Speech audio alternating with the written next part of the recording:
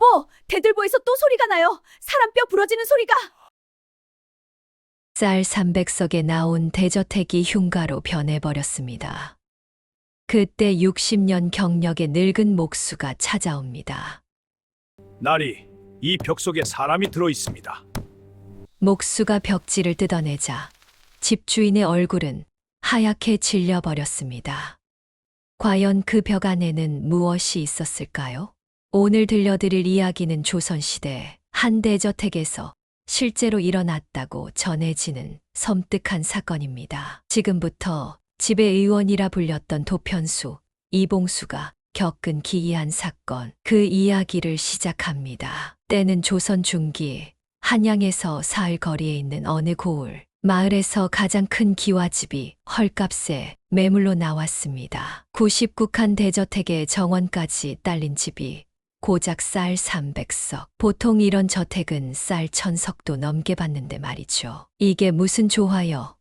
99칸 대저택이 쌀 300석이라니? 마을 유지인 최 부자는 귀가 솔깃했습니다. 원래 주인은 한양에서 벼슬 하다 낙향한 전 판서댁이었는데 어느 날 갑자기 식구들이 다 야반도주를 했다는 겁니다. 그 좋은 집을 왜 버리고 갔겠소? 글쎄 말이오. 뭐 좀 꺼림칙한 일이 있었다는데 주변에서는 다들 말렸습니다. 헐값엔 다 이유가 있는 법이라고요. 하지만 최 부자는 욕심이 앞섰습니다. 허허, 양반들이야. 미신 같은 거 잘 믿지 않소. 그냥 살기 불편해서 한양 가까운 데로 옮긴 거겠지. 결국 최 부자는 그 집을 샀습니다. 쌀 300석에 99칸 대저택이라니. 평생 이런 기회가 또 오겠습니까? 이사 가던 날, 최 부자는 흐뭇한 표정으로 대문을 들어섰습니다. 여보게들, 이 집 좀 보게. 기둥도 굵직하니 든든하고 마당도 넓고 이걸 쌀 300석에 샀다니 내 복이 터진 게야. 하지만 그날 밤부터 이상한 일이 시작됩니다. 밤 10시쯤 최 부자 가족이 막 잠자리에 들려는 순간이었습니다. 드득, 드드드. 어디선가 나무가 갈라지는 소리가 들렸습니다. 처음엔 바람에 문짝이 부딪히는 소리려니 했는데 그게 아니었습니다. 끼익, 끼익. 이번엔 뭔가 무거운 게 기둥을 짓누르는 듯한 소리. 그러더니 뚜둑, 뚜두둑뚝. 마치 사람 뼈가 부러지는 것 같은 소리가 대청마루 위 대들보에서 울려 퍼졌습니다.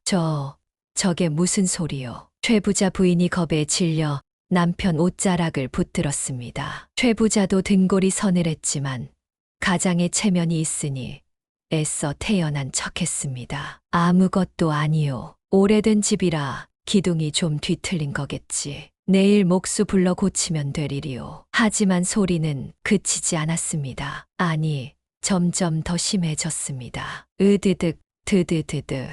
밤새도록 집 이곳저곳에서 나무가 갈라지는 소리, 뭔가 무너져 내리는 소리, 그리고 사람이 신음하는 듯한 소리까지 들렸습니다. 아침이 되어 집을 살펴봤지만 이상한 건 아무것도 없었습니다. 기둥도 멀쩡하고 벽도 멀쩡하고 대들보도 그대로였습니다. 어젯밤 그 요란한 소리가 뭐였담. 하인들도 모두 잠을 설쳤습니다. 특히 사랑채에서 자던 머슴 둘이 새파랗게 질린 얼굴로 주인 앞에 섰습니다. 나리, 소인들, 이 집에서는 못 살겠나이다. 무슨 소리냐? 아직 하루밖에 안 지났는데 밤새 대들보에서 누군가 신음하는 소리가 들렸습니다. 마치 사람이 눌려 죽어가는 것 같은. 최 부자는 화를 벌컥 냈습니다. 허튼 소리 마라.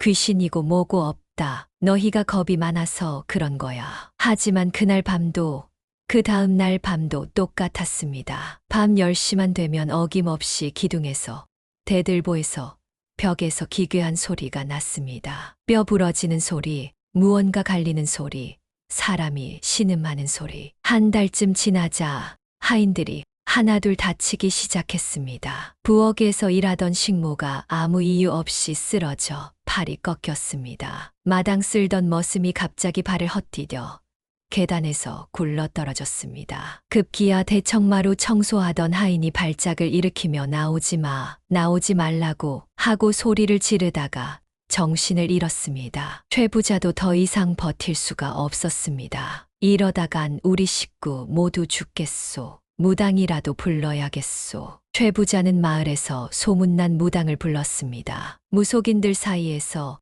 대감신을 잘 모신다고 소문난 박무당이었습니다. 박무당은 대문 앞에 서자마자 인상을 찌푸렸습니다. 허이고 이 집 기운이 보통이 아닌데요. 무당님, 뭐가 문제요? 글쎄요. 한이 서려 있어요. 그것도 아주 깊은 한이.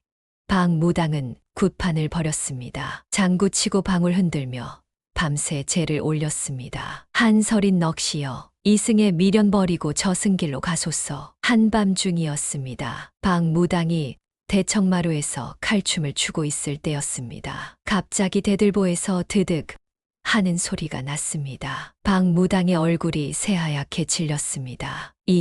이거 그 순간 대들보가 삐걱거리며 흔들리기 시작했습니다. 마치 누군가 위에서 뛰어다니는 것처럼, 아니, 누군가 그 안에서 빠져나오려고 발버둥 치는 것처럼. 드드득, 끼익, 드드득, 윽. 박무당이 갑자기 입에서 피를 토하며 쓰러졌습니다. 무당님, 최 부자가 달려가 부축했지만 박무당은 부들부들 떨며 일어서더니 굿도구도 챙기지 않고 그대로 도망쳐 버렸습니다. 안 됩니다. 이 집은 제가 감당할 수 없습니다. 그 뒤로 3명의 무당을 더 불렀지만 결과는 마찬가지였습니다. 한 무당은 재를 올리다 말고 기절했고 다른 무당은 대문도 못 들어가고 뒤돌아 나갔습니다. 마을 절의 스님도 불렀습니다. 경을 읽고 부적을 붙였지만 하루도 안 돼서 부적이 모두 찢어져 바닥에 떨어졌습니다. 이 집엔 보통 원귀가 아닌 무언가가 있습니다. 저도 어찌할 도리가 없습니다. 최 부자 가족은 절망에 빠졌습니다. 쌀 300석 주고 산 집이 이제는 저주받은 집이 되어버렸습니다. 그때 마을 이장이 최 부자를 찾아왔습니다. 날이 제가 아는 분이 한 분 계십니다. 누구요? 또 무당이요? 아닙니다. 도편수이십니다. 한양에서 40년 넘게 집 짓고 고치신 분인데 집만 보면 그 집의 기륭을 다 안다고 하더이다. 목수가 무슨, 이분은 그냥 목수가 아니라 집의 의원이라 불리는 분입니다. 썩은 나무 냄새만 맡아도 어디가 잘못됐는지 알고 기둥 소리만 들어도 집이 언제 무너질지 안다고 합니다. 최 부자는 지푸라기라도 잡는 심정으로 그 도편수를 불렀습니다. 사흘 뒤 이봉수가 도착했습니다. 60대 중반쯤 돼 보이는 마른 체구의 노인이었습니다. 허리는 꼿꼿했지만 손은 목수의 그것답게 굳은 살투성이었습니다. 눈빛만은 형형했습니다. 이 집이 바로 그 집이옵니까? 이봉수는 대문 앞에 서자마자 코를 벌름거렸습니다. 역한 냄새가 나는군요. 냄새요? 무슨 냄새 말이오? 피비린내와 나무가 썩어가는 단내입니다. 최 부자는 코를 킁킁거려 봤지만 아무 냄새도 나지 않았습니다. 이봉수는 천천히 대문을 들어섰습니다. 마당을 가로질러 사랑채로, 안채로, 그리고 대청마루로 걸어갔습니다. 대청마루에 올라서자 이봉수는 위를 올려다봤습니다. 굵직한 소나무, 대들보가 가로놓여 있었습니다. 저 대들보 언제 올린 것이옵니까? 글쎄요. 이 집이 지어진 지 한 50년은 됐다고 들었는데요. 이봉수는 주머니에서 작은 망치를 꺼냈습니다. 그리고 기둥을 톡톡 두드렸습니다. 통통통. 이 기둥은 괜찮습니다. 다시 벽을 두드렸습니다. 똑똑똑. 이 벽도 이봉수의 눈빛이 변했습니다. 그는 벽의 특정 부분을 집중적으로 두드리기 시작했습니다. 똑똑퉁. 여기 이상하군요. 뭐가 이상하단 말이오? 소리가 다릅니다. 여긴 빈 공간이 있어요. 최 부자는 놀라 물었습니다. 빈 공간이라뇨? 벽 안에 원래 없어야 할 빈 공간이 있다는 겁니다. 마치 무언가를 넣어둔 것처럼. 해가 저물기 시작했습니다. 날이 오늘 밤은 이 집에서 묵어야겠습니다. 이봉수가 말했습니다. 예, 이 집에서요? 밤이 되면 기괴한 일들이. 그래서 묵는 것입니다. 밤에만 드러나는 비밀이 있는 법이지요. 최 부자는 걱정스러웠지만 이봉수는 의연했습니다. 밤 10시 어김없이 소리가 시작됐습니다. 드득 드드드.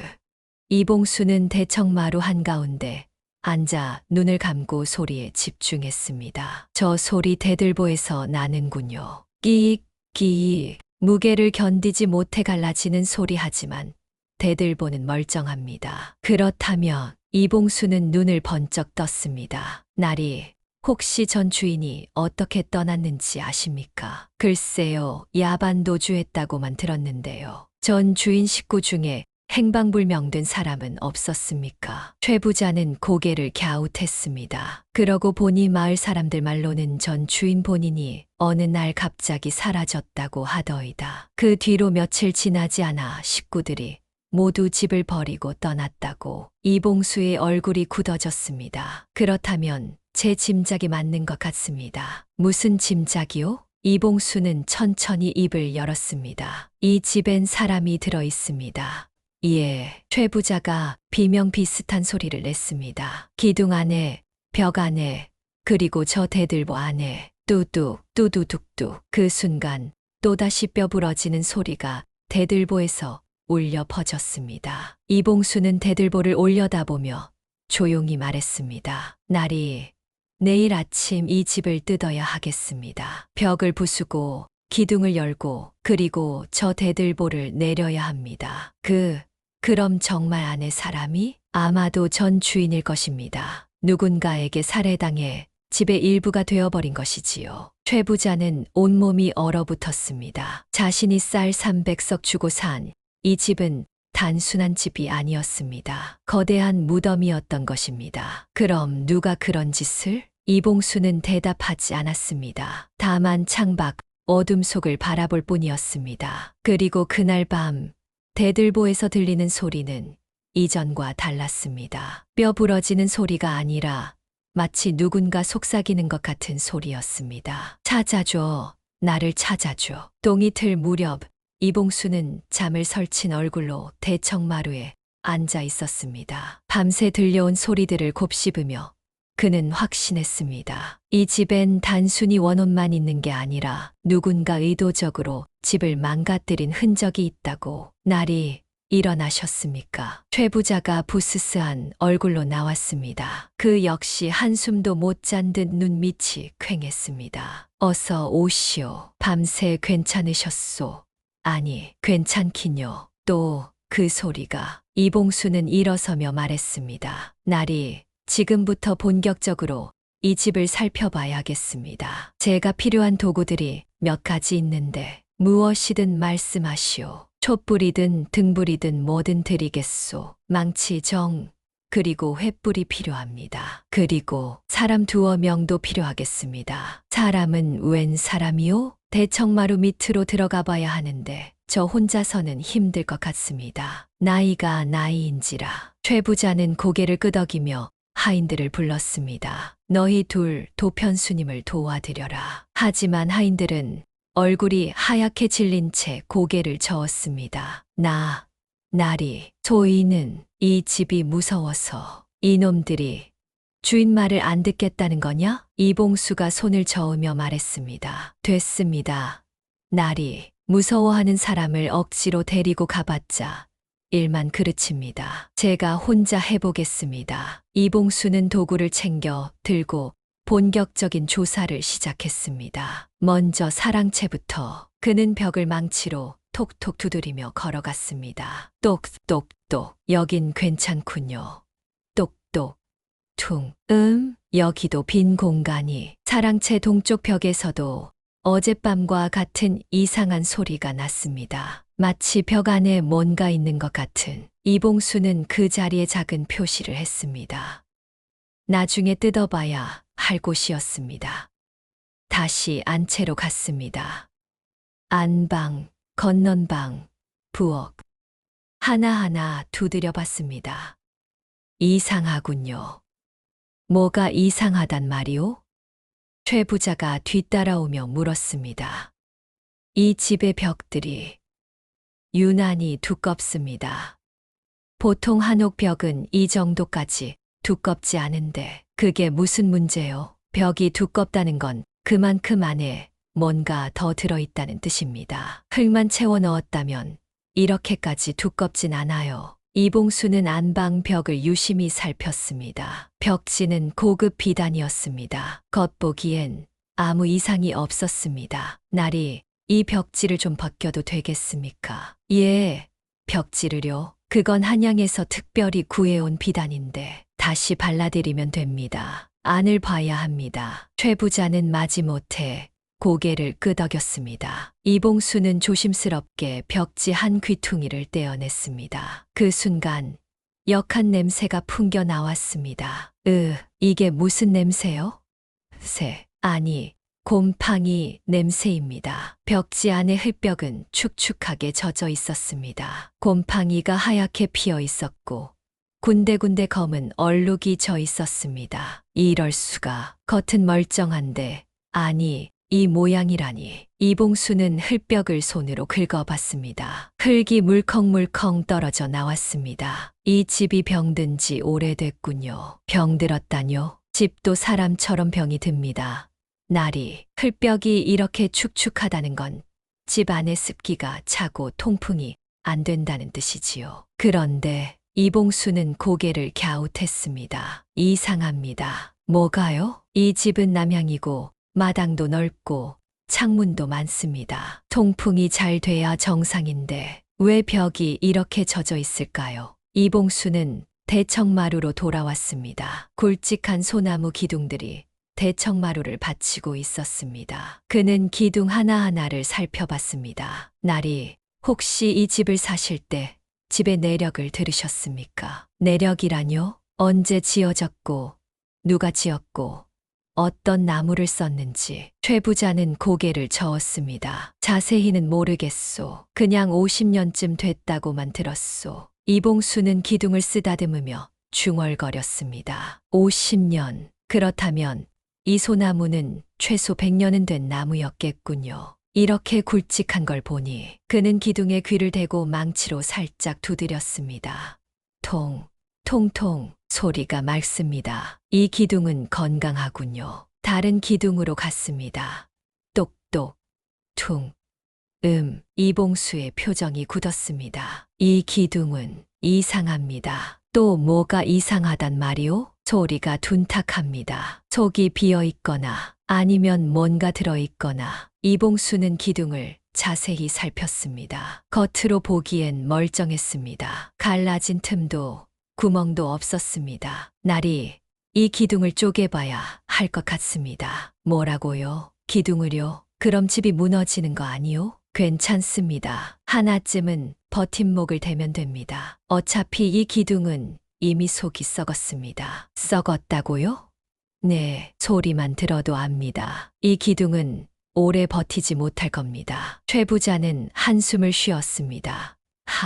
쌀 300석 주고 샀더니 집 수리하는데 또 돈이 얼마나 들지. 이봉수는 최 부자의 얼굴을 힐끗 쳐다봤습니다. 그 눈빛에서 탐욕보다는 걱정이 보였습니다. 아직은 일단 다른 곳부터 더 살펴보겠습니다. 이봉수는 뒷마당으로 갔습니다. 장독대, 우물, 뒷곁 하나하나 살펴봤습니다. 우물을 들여다보던 이봉수의 눈빛이 또 한 번 변했습니다. 날이 이 우물물 드십니까? 아니요. 이상하게 물맛이 좋지 않아 마을 우물에서 길어다 먹고 있소. 물맛이 좋지 않다. 어떻게요? 쓴맛이 난다고 하더이다. 식모들이. 이봉수는 두레박을 내려 물을 떠올렸습니다. 코를 가까이 대고 냄새를 맡아봤습니다.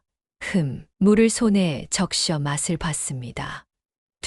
이봉수가 물을 뱉어냈습니다. 이 물, 독이 들었습니다. 뭐라고요? 정확히는 독이 아니라 금속 성분입니다. 우물 밑바닥에 뭔가 묻혀 있는 것 같습니다. 금속이요. 그게 대체 지금으로선 알 수 없습니다. 우물을 파봐야 알겠지요. 이봉수는 다시 대청마루로 돌아왔습니다. 날이 이제 대청마루 밑으로 들어가 봐야겠습니다. 마루 밑으로요. 거긴 왜요? 집의 가장 중요한 곳이 바로 주춧돌입니다. 주춧돌이 무너지면 기둥이 무너지고 기둥이 무너지면 집 전체가 무너지지요. 집이 병들었다면 가장 먼저 주춧돌을 살펴봐야 합니다. 이봉수는 대청마루 한쪽 귀퉁이에 널빤지를 드러냈습니다. 어두컴컴한 틈이 보였습니다. 횃불 하나 주시겠습니까? 최 부자가 하인에게 횃불을 가져오게 했습니다. 이봉수는 횃불을 들고 좁은 틈으로 기어 들어갔습니다. 마루 밑은 습하고 답답했습니다. 흙냄새와 곰팡이 냄새가 코를 찔렀습니다. 횃불을 들어 주위를 비춰봤습니다. 굵직한 주춧돌들이 일정한 간격으로 놓여 있었고 그 위에 기둥이 올라가 있었습니다. 정상적인 구조로군. 이봉수는 바닥을 기어가며 주춧돌 하나하나를 살폈습니다. 첫 번째 주춧돌, 이상 없음. 두 번째 주춧돌, 이상 없음. 세 번째, 이봉수는 멈춰 섰습니다. 세 번째 주춧돌 주변의 흙이 다른 곳과 달랐습니다. 색깔이 검었습니다. 그리고 축축했습니다. 횃불을 가까이 대고 자세히 보니 주춧돌 바로 옆 흙바닥에 뭔가 묻혀있는 흔적이 보였습니다. 누군가 여기를 팠다가 다시 메웠군. 이봉수는 손으로 흙을 파기 시작했습니다. 한 움큼, 두 움큼, 그때였습니다. 쨍그랑 손에 뭔가 단단한 게 걸렸습니다. 이봉수는 그것을 조심스럽게 꺼냈습니다. 작은 도자기 단지였습니다. 뚜껑이 꽁꽁 봉해져 있었습니다. 뭔가 들어있군. 이봉수는 뚜껑을 열어봤습니다. 그 순간 은빛 액체가 횃불빛에 반짝였습니다. 이건 수은. 이봉수는 화들짝 놀라 단지를 내려놓았습니다. 수은. 예로부터 악귀를 쫓는다고도 하지만 잘못 쓰면 독이 되는 물질이었습니다. 특히 땅속에 묻으면 주변 흙과 물을 오염시킵니다. 누가 왜 이런 걸? 이봉수는 다시 흙을 팠습니다. 조금 더 파자 이번엔 종이 뭉치가 나왔습니다. 펼쳐보니 부적이었습니다. 하지만 보통 부적이 아니었습니다. 붉은 글씨로 쓰인 글자들이 섬뜩했습니다. 이 집에 사는 자, 하루도 편히 살지 못하리라. 이봉수는 몸서리를 쳤습니다. 이건 집을 지키는 부적이 아니라 집을 저주하는 부적이었습니다. 이봉수는 더 파봤습니다. 네 번째 주춧돌, 다섯 번째 주춧돌, 주요 주춧돌 밑마다 똑같은 것들이 묻혀 있었습니다. 좋은 단지, 저주 부적, 그리고 이건 여섯 번째 주춧돌 밑에서 이봉수는 뭔가 다른 것을 발견했습니다. 작은 천 보자기였습니다. 펼쳐보니 안에 머리카락 한 타래와 손톱 조각들이 들어 있었습니다. 누군가의 머리카락과 손톱. 이건 생신선선을 이용한 저주다. 조선시대엔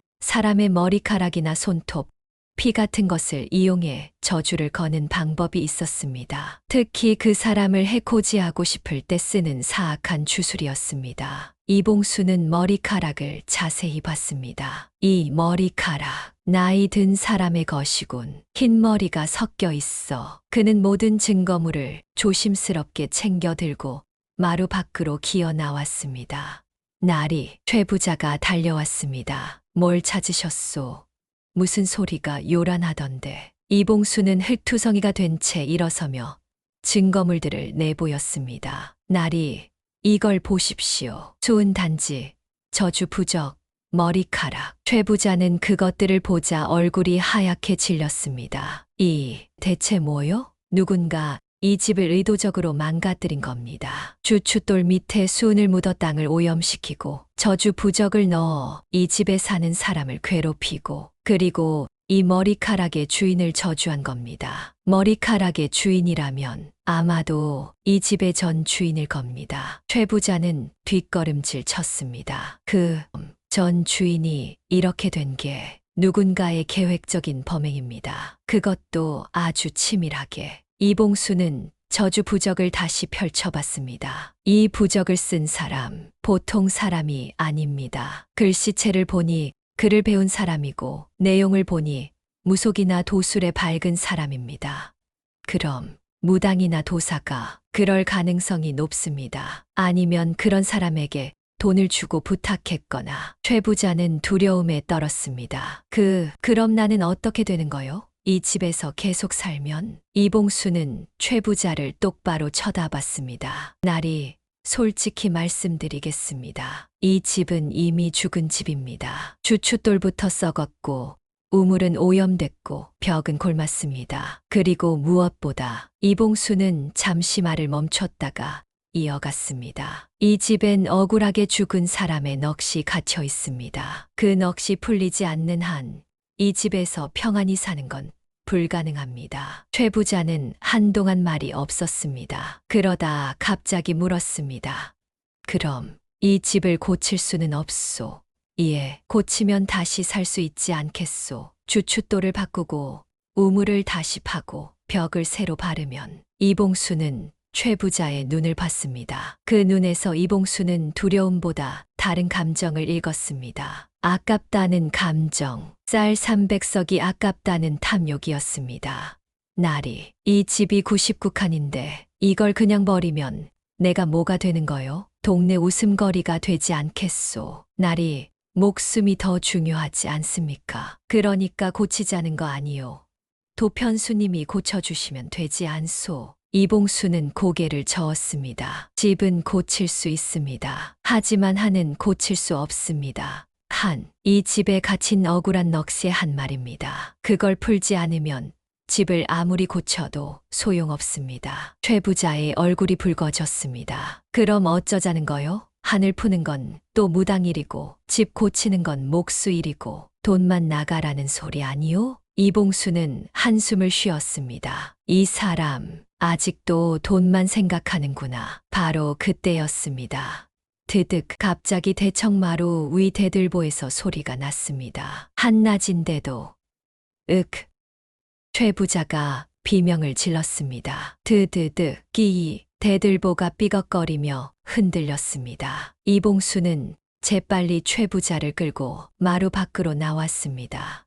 저게 뭐요? 대낮인데 왜 저러는 거요? 이봉수는 대들보를 올려다봤습니다. 흔들림이 멈췄습니다. 하지만 그는 알 수 있었습니다. 노하고 계시는구나. 저 안에 갇힌 분이. 최 부자의 탐욕스러운 말에 화가 나신 것입니다. 이봉수는 조용히 말했습니다. 나리, 이 집의 주인은 나리가 아닙니다. 뭐라고요? 나리는 단지 이 집을 헐값에 산 사람일 뿐입니다. 진짜 주인은 아직도 이 집 안에 계십니다. 최 부자는 입을 다물었습니다. 이봉수는 증거물들을 챙기며 말했습니다. 나리, 이틀만 시간을 주십시오. 제가 이 집의 진실을 밝혀내겠습니다. 진실이라뇨? 전 주인이 왜 죽었는지, 누가 죽였는지, 그리고 왜 이런 끔찍한 방법으로 집 안에 갇히게 됐는지 그 모든 걸 밝혀내야 이 집의 한이 풀립니다. 그걸 어떻게? 저는 집의 의원입니다. 집을 보면 그 집에서 무슨 일이 있었는지 압니다. 이봉수는 대들보를 마지막으로 한번 올려다봤습니다. 내일 아침 저 대들보를 내리겠습니다. 그리고 기둥과 벽도 뜯어내겠습니다. 그럼 집이 무너지지 않습니다. 제가 책임지겠습니다. 이봉수는 최 부자에게 단호하게 말했습니다. 하지만 나리, 한 가지 명심하십시오. 이 일은 단순한 집수리가 아닙니다. 살인 사건을 밝혀내는 일입니다. 그러니 각오하십시오. 최 부자는 침을 꿀꺽 삼켰습니다. 그날 밤 이봉수는 마을 이장을 찾아갔습니다. 이장님, 전 주인 집안에 대해 아시는 게 있습니까? 글쎄요. 그 집안은 원래 한양 양반가였다는데 가족 관계는요? 자식이나 친척은 자세히는 모르겠는데 아들이 하나 있었다던가 그 아들은 어디 갔습니까? 그것까지는. 이봉수는 고개를 끄덕였습니다. 아들. 그렇다면 아들부터 찾아야겠군. 다음 날 아침 이봉수는 최 부자를 불러 단호하게 말했습니다. 나리, 이 집을 뜯어 고쳐야 합니다. 뭐라고? 뜯어 고친다니. 그게 무슨 소리요? 어제 말씀드렸지 않습니까? 벽 속이 골맞고 기둥이 썩었고 주춧돌이 오염됐다고요. 이대로 두면 이 집은 언젠가 무너집니다. 최 부자의 얼굴이 일그러졌습니다. 그럼 얼마나 들겠소? 돈이 얼마나 든단 말이오? 최소 쌀 200석은 들 겁니다. 주춧돌을 새로 놓고 기둥을 갈고 벽을 다시 바르고 우물을 다시 파려면 200석. 그럼 이 집을 사는데 300석 들었는데 고치는데 200석이면 합쳐서 500석이란 말이오? 그렇습니다. 최 부자는 버럭 소리를 질렀습니다. 말도 안 되는 소리. 그럴 바엔 차라리 이 집을 팔겠소. 누가 사겠습니까? 밤마다 비명 지르는 집을. 그건 최 부자는 할 말이 없었습니다. 이봉수의 말이 맞았습니다. 이 상태로는 누구도 이 집을 사지 않을 것입니다. 날이 솔직히 말씀드리겠습니다. 이봉수가 최 부자의 눈을 똑바로 쳐다봤습니다. 이 집을 고치는 건 둘째 문제고 우선 이 집에 갇힌 넋부터 찾아내야 합니다. 그러려면 벽을 뜯고 기둥을 열어봐야 합니다. 그럼 집이 망가지잖소. 이미 망가진 집입니다. 날이 겉만 멀쩡해 보일 뿐이지요. 최 부자는 손을 내저었습니다. 안 돼요.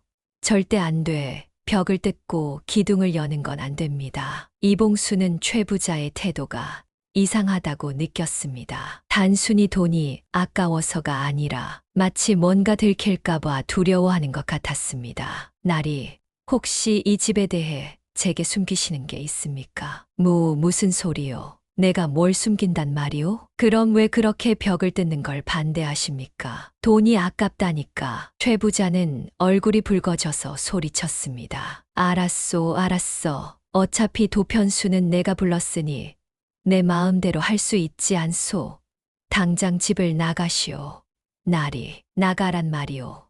다신 오지 마시오. 이봉수는 한숨을 쉬며 일어섰습니다. 알겠습니다. 그럼 이만. 그런데 대문을 나서려던 이봉수의 발걸음이 멈췄습니다. 마당 한쪽에 앉아있던 늙은 하인 하나가 이봉수를 불렀습니다. 도편수님. 예, 소인이 할 말이 있습니다. 잠깐만 이쪽으로. 하인은 이봉수를 마당 구석으로 데려갔습니다. 주위를 살피고는 조용히 말했습니다. 도편수님, 소인은 이 집 일을 시작한 지 석 달 됐습니다. 예, 그래서요? 그는 전 주인 댁에서 일했습니다. 이봉수의 눈빛이 변했습니다. 전 주인 댁에서. 예, 소인은 원래 전 주인 나리를 20년 넘게 모셨습니다. 그런데 하인의 목소리가 떨렸습니다. 나리께서 어느 날 갑자기 사라지셨습니다. 마지막으로 보신 분이 바로 지금 주인 나리, 최 부자 나리였습니다. 최 부자와 전 주인이 마지막에 만났다고요? 예, 그날 밤 두 분이 사랑채에서 술을 드셨습니다. 소인이 술상을 차려드렸지요. 그런데 다음 날 아침 전 주인 나리가 안 계셨습니다. 가족들은 뭐라고 했습니까? 도련님과 마님께서 온 집안을 뒤졌습니다. 하지만 찾지 못했습니다. 그리고 하인이 목소리를 더 낮췄습니다. 최 부자 나리가 나타나서 말했습니다. 주인 나리께서 빚을 갚지 못해 야반도주하셨다. 이 집은 이제 내 것이다 라고. 빚이라고요? 그게 전 주인 나리는 사실 빚이 없으셨습니다. 오히려 재산이 많으셨지요. 그런데 갑자기 빚쟁이가 나타났다는 겁니다. 이봉수는 모든 퍼즐이 맞춰지는 걸 느꼈습니다. 그래서 가족들은 어떻게 됐습니까? 도련님과 마님께서 최 부자와 싸우셨습니다. 하지만 최 부자 나리가 관아에 문서를 가지고 갔습니다. 빚 문서라고. 그게 진짜인지 가짜인지는 모르겠습니다만 관아에서는 뭐라고 했습니까? 문서가 있으니 어쩔 도리가 없다고 했답니다. 결국 도련님 댁에서는 집을 비워줄 수밖에 없었습니다. 그날 밤에 급히 짐을 싸서 떠나셨지요. 그럼 당신은 왜 남았습니까? 하인이 고개를 숙였습니다. 소인은 나이가 많아 갈 곳이 없었습니다. 최 부자 나리가 그냥 여기서 일하라고 했습니다. 소인은 비겁하게도 남았습니다. 그리고 이 집에 이상한 일들이 생기기 시작했군요. 예, 최 부자 나리 식구가 이사 온 그날 밤부터 시작됐습니다. 처음엔 소인만 들었습니다. 대들보에서 나리 목소리가 들리는 것 같았습니다. 나를 찾아달라, 나를 찾아달라.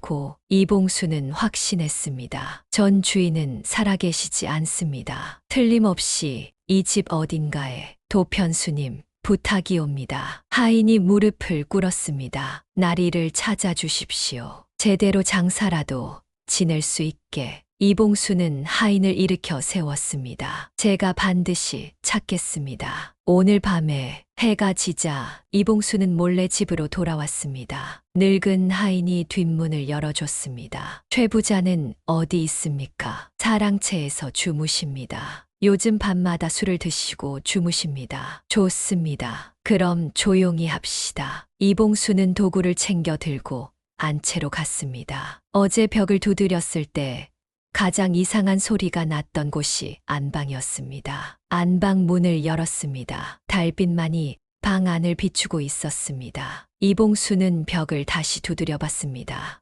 똑똑, 퉁, 퉁. 역시 여기입니다. 동쪽 벽. 이곳의 소리가 유난히 이상했습니다. 하인장, 촛불 좀 가까이 비춰주시겠소? 촛불을 가까이 대고 보니 벽지 모서리가 미묘하게 들떠 있었습니다. 누군가 벽지를 다시 발랐군요. 그것도 최근에. 이봉수는 벽지를 조심스럽게 벗겨냈습니다. 흙벽이 드러났습니다. 하지만 이상했습니다. 흙의 색깔이 다른 벽과 달랐습니다. 더 새 것 같았습니다. 이 벽 다시 발랐습니다. 다시 발랐다니요. 원래 벽을 뜯었다가 다시 메운 겁니다. 이봉수는 정과 망치를 들었습니다. 시작하겠습니다. 흙벽을 조심스럽게 깨기 시작했습니다. 흙이 바스락바스락 떨어져 나갔습니다. 망치가 빈 공간을 때렸습니다. 여기 속이 비었습니다. 이봉수의 심장이 빨리 뛰기 시작했습니다. 더 깊이 파들어갔습니다. 그때였습니다. 뭔가 단단한 게 손에 걸렸습니다. 천 조각이었습니다. 아니, 옷감이었습니다. 이건 이봉수는 촛불을 더 가까이 했습니다. 옷감 너머로 뭔가 보였습니다. 뼈였습니다. 사람의 손뼈였습니다. 하인장, 뒤로 물러서 계시오. 이봉수의 목소리가 떨렸습니다. 그는 조심스럽게 벽을 더 넓게 뜯어냈습니다. 땅, 땅, 땅. 흙이 무너져 내렸습니다. 그리고 벽 속에서 뭔가가 툭 튀어나왔습니다. 말라비틀어진 시신이었습니다. 으악! 하인이 비명을 지르며 뒤로 넘어졌습니다. 이봉수도 숨이 막혔습니다. 하지만 그는 목수였습니다. 집을 고치다 보면 가끔 끔찍한 것들을 보기도 했습니다. 침착함을 유지했습니다. 시신은 쪼그려 앉은 자세로 벽 속에 끼워져 있었습니다. 머리는 앞으로 떨어져 있었고 양팔은 뒤로 묶여 있었습니다. 이건 살인입니다. 이봉수는 시신을 자세히 살펴봤습니다. 옷은 비단이었습니다. 양반이 입는 도포였습니다. 비록 더럽고 낡았지만 원래는 고급 천이었을 것입니다. 하인장, 이분이 전 주인 나리이십니까? 하인이 떨리는 손으로 촛불을 들어 시신을 봤습니다. 옷이 그날 밤 입으셨던 옷입니다. 확실합니까? 예, 소인이 차려드렸던 옷입니다. 아, 나리. 하인이 울기 시작했습니다. 이봉수는 벽의 구조를 살폈습니다. 이건 이중벽입니다. 이중벽이요? 겉벽과 속벽 사이에 공간을 만들어 그 안에 시신을 넣은 겁니다. 예전 집에서는 가끔 이런 기법을 썼습니다. 음달골이라고 벽 속에 공간을 만들어 물건을 숨기는 거지요. 그럼 누가 집을 지은 목수가 아니라면 할 수 없는 짓입니다. 혹은 이봉수는 턱을 쓰다듬었습니다. 목수를 고용해서 시킨 사람, 바로 그때였습니다. 쾅! 문이 벌컥 열리며 최 부자가 나타났습니다. 뭐 하는 짓이오? 최 부자는 술에 취한 상태였지만 벽이 뜯긴 걸 보자 화들짝 놀라 술이 깬 듯했습니다. 내가 하지 말라고 했지 않소. 벽을 뜯지 말라고. 나리, 이걸 보십시오. 이봉수가 벽 속 시신을 가리켰습니다. 최 부자는 시신을 보더니 이상한 반응을 보였습니다. 놀라지 않았습니다. 겁먹지도 않았습니다. 그저 얼굴이 하얗게 질릴 뿐이었습니다. 마치 이미 알고 있었던 것처럼. 날이 이봉수가 천천히 물었습니다. 이 시신이 누군지 아십니까? 나는 모르오. 거짓말 마십시오. 이봉수의 목소리가 차갑게 식었습니다. 나리는 처음부터 알고 계셨습니다. 이 벽 속에 전 주인이 있다는 걸. 무슨 헛소리를. 그래서 제가 벽을 뜯는 걸 그렇게 반대하신 겁니다. 그렇지 않습니까? 최 부자는 뒷걸음질 쳤습니다. 나는 아무것도 모르오. 집을 샀을 뿐이오. 헐값에 집을 샀다고요? 아니면 훔쳤다고요? 이봉수는 한 걸음씩 최 부자에게 다가갔습니다. 날이 저는 집을 40년 넘게 봐왔습니다. 집만 보면 그 집에서 무슨 일이 있었는지 압니다.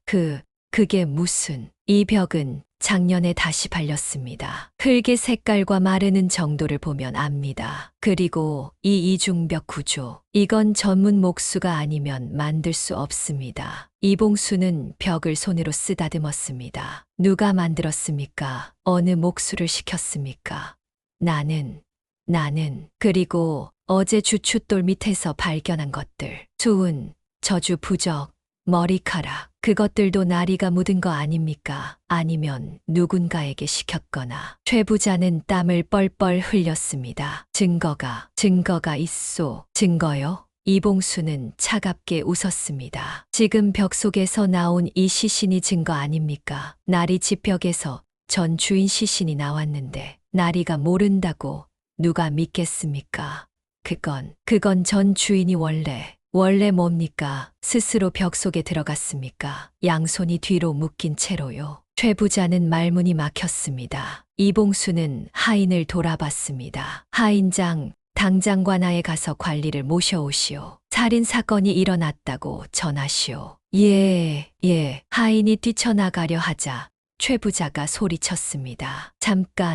잠깐만. 최 부자는 이봉수 앞에 무릎을 꿇었습니다. 도편수님, 부탁이요. 제발, 뭘 부탁한단 말입니까? 이 일을 덮어주시오. 내가 돈을 드리겠소. 원하는 만큼. 이봉수는 한숨을 쉬었습니다. 날이 사람을 죽였습니까? 직접. 최 부자는 고개를 저었습니다. 아니요. 나는 시키기만 했소. 누구에게 시켰습니까? 그건 말할 수 없소. 말하지 않으면 날이 혼자 죄를 뒤집어 쓰게 됩니다. 최 부자는 한참을 망설이다가 입을 열었습니다. 도사였소. 무악산에 사는 도사한테 돈을 주고 도사가 사람을 죽였다고요? 독약을 술에 타라고 줬소. 내가 전 주인과 술을 마실 때 그걸 탔소. 그리고 최 부자의 목소리가 점점 작아졌습니다. 전 주인이 쓰러지자 도사가 와서 시신을 벽 속에, 목수도 데려와서 모든 진실이 드러났습니다. 이봉수는 하늘을 올려다봤습니다. 달빛이 벽 속 시신을 비추고 있었습니다. 날이 이제 편히 쉬십시오. 이봉수는 시신에게 고개를 숙여 절을 했습니다. 그 순간이었습니다. 스르르. 갑자기 집 안의 냉기가 사라졌습니다. 밤새 대청마루에서 들리던 소리도, 벽에서 새어나오던 신음소리도 멈췄습니다. 마치 누군가 숨을 길게 내쉬고 잠든 것 같았습니다. 한이 풀리셨구나. 이봉수는 최 부자를 돌아봤습니다. 날이 관아에 가서 자수하십시오. 그게 나리가 할 수 있는 마지막 일입니다. 관아의 관리들이 도착하기까지는 시간이 좀 걸렸습니다. 그 사이 안방에는 이봉수, 최 부자, 그리고 늙은 하인만 남아 있었습니다. 벽 속에서 나온 전 주인의 시신 앞에서 최 부자는 한동안 바닥에 주저앉아 멍하니 있었습니다. 끝났구나. 다 끝났어. 중얼거리던 그의 얼굴이 갑자기 일그러졌습니다. 아니야. 아직 안 끝났어. 이봉수는 불길한 기운을 느꼈습니다. 날이 진정하십시오. 진정하라고. 최 부자가 벌떡 일어섰습니다. 그의 눈이 핏발이 서 있었습니다. 다 당신 때문이야. 당신만 없었으면. 날이 저는 진실을 밝혔을 뿐입니다. 진실이 뭐가 중요해. 나는 이 집이 필요했어. 쌀 300석을 주고 샀다고 사람을 죽이고 산 집입니다. 그래도 내 돈 주고 샀어. 내 거라고. 최 부자의 목소리가 점점 커졌습니다. 완전히 이성을 잃은 것 같았습니다. 당신만 없으면 아무도 모를 일이었어. 최 부자가 갑자기 방 구석에 있던 도끼를 집어들었습니다. 장작을 패던 도끼였습니다. 나리, 정신 차리십시오. 이봉수가 외쳤지만 최 부자는 들리지 않는 듯 했습니다. 당신을 죽여버리면 아무도 모를 거야. 나리, 최 부자가 도끼를 들고 이봉수에게 달려들었습니다. 죽어라. 그 순간이었습니다. 갑자기 대청마루 쪽에서 이상한 소리가 났습니다. 대들보였습니다. 지난 3일 밤 내내 비명을 지르던 그 대들보가 다시 소리를 내기 시작했습니다. 드드드드드. 뭐야? 최 부자가 멈칫했습니다. 드드드. 대들보가 점점 더 크게 삐걱거렸습니다. 마치 누군가 그 위에 올라가 뛰어다니는 것처럼. 아니, 그 안에서 빠져나오려는 것처럼. 안 돼. 최 부자가 도끼를 떨어뜨리고 비틀거렸습니다. 이봉수는 직감적으로 외쳤습니다. 모두 밖으로. 지금 당장. 왜요? 대들보가 무너집니다. 바로 그 순간이었습니다. 우두둑. 대들보에 금이 갔습니다. 쩌걱. 금이 순식간에 번져나갔습니다. 최 부자가 비명을 지르며 밖으로 뛰쳐나가려 했습니다. 하지만 대들보가 무너져 내렸습니다. 굵직한 소나무 대들보가 그대로 떨어져 내렸습니다. 최 부자의 다리를 덮쳤습니다.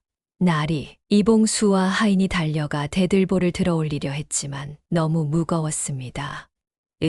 움직이지 않아. 도편수님, 어떻게 해야 합니까? 일단 나리를 꺼내야 합니다. 지렛대를 구해오시오. 하인이 뛰어나갔습니다. 최 부자는 다리가 눌린 채 신음하고 있었습니다.